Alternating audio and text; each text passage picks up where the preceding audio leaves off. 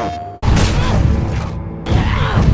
been about a year and a half since we showed anything from The Last of Us Part 2. In that time, we've really been kind of like heads down, quiet, because we want to make sure we have the proper time to do this game justice.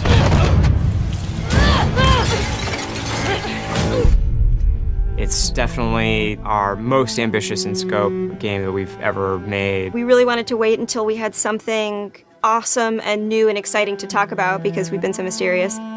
Outbreak Day has always been a way for us to communicate with the fans about The Last of Us. It was like the day the outbreak happened in the fictional world of The Last of Us. And once we had this opportunity to line everything up for Outbreak Day, or in this case, kind of an Outbreak Week, we decided to put out a story trailer with the date of when the game's coming out, and then show the press actual gameplay, let them get hands-on with the game.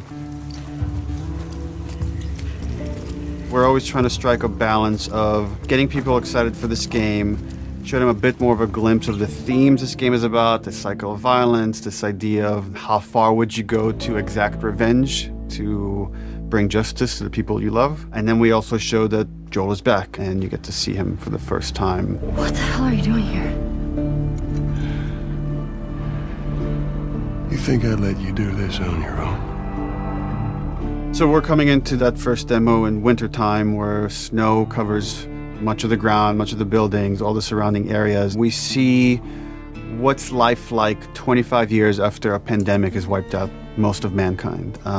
We pick up Ellie, who was 14 in the first game, is now 19. She's living in the city, Jackson. Which is where Ellie and Joel have been living for the past 4 years in this sweet settlement. What we come upon is their regular day-to-day life. We're coming in on Ellie and Dina, her best friend, patrolling the outskirts of Jackson, looking for infected to clear out to keep the area safe. Ellie and Dina at this point have been friends for several years, but there's been underlying romance between these two characters. From the demo we put at E3, where you saw this festival and this dance, and these two characters kissed for the first time, this demo takes place the day after.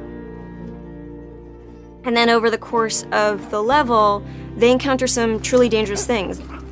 We wanted, just across the board, to make the enemies more threatening, to raise the tension that we started establishing with the first game. So that means the infected, even the lowest class, the runners, are more dangerous. Something that was really important to us was empowering all of our characters, right, and making them all equal. Ellie, as we saw in the first game, is incredibly capable, but this is a world where you need to be capable to survive, and we wanted to empower everybody. And the way that reflects in combat is, Dina is way more effective. So when we have Dina going out, while she may seem the less hardened character, she knows how to use a gun, she knows how to stealth, she knows how to kill a clicker as well as Ellie.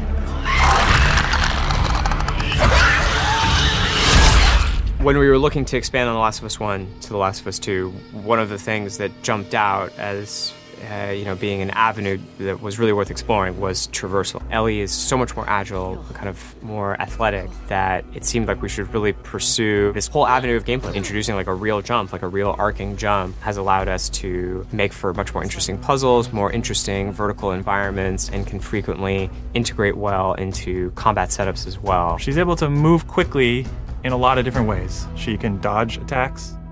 She can squeeze through, we call them squeeze-throughs. Oh, looks like I could fit through that. Oh, I can fit through that. That's cool.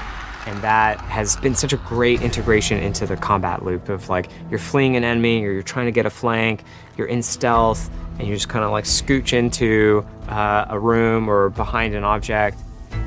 In The Last of Us, you kind of rely on your weaponry. Like, they're frequently the difference between life and death. They're with you for the entire game. A lot of the gameplay choices that you make are based on how you use them, how you evolve them over time through your upgrades. We really wanted to give an opportunity to look at them up close, to interact with them physically. And so the workbench seemed like the ideal place to do that.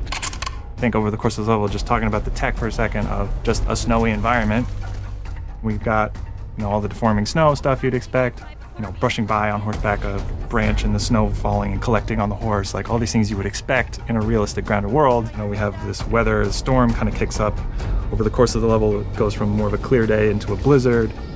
It's all just to build this tension of, the mess that they got themselves into. Can they make it safely out? Dina, where are you? Eventually, they end up in this old abandoned library, and it's in this moment where Dina really pokes and wants to get the ball rolling on this flirtation, wants to bring down Ellie's walls. And they kind of reveal to each other how much they like each other. You're infuriating. Have you met you? And then we have a second demo that the press played that's like much later in this story where Ellie has started going down this road of revenge. She finds herself in Seattle, pitted against this group that controls the city. Called the WLF. They're kind of a little bit like a militia that has taken over the town, and they have a very zero tolerance policy on people who are not from Seattle, kind of intruding on their space.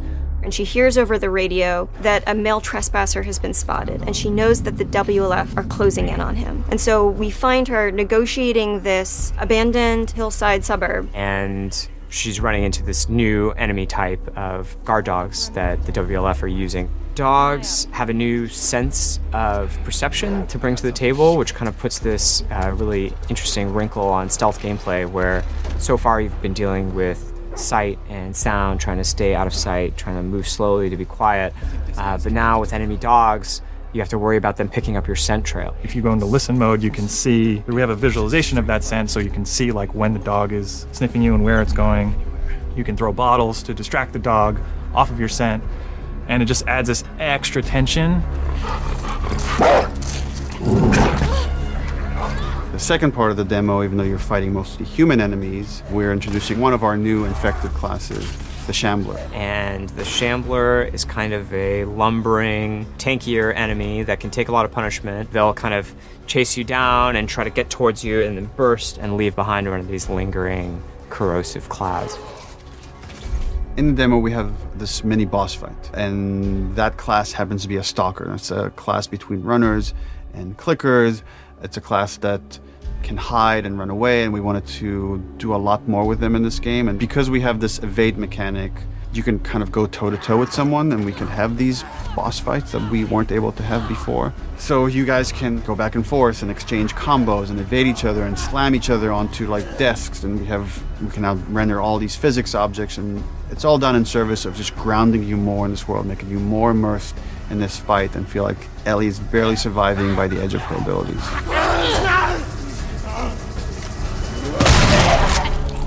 So for The Last of Us 2, we've kind of almost completely overhauled the player upgrade system. For the first time in the game, you're able to learn entirely new crafting recipes just via the upgrade system. These are abilities that make your character feel really different.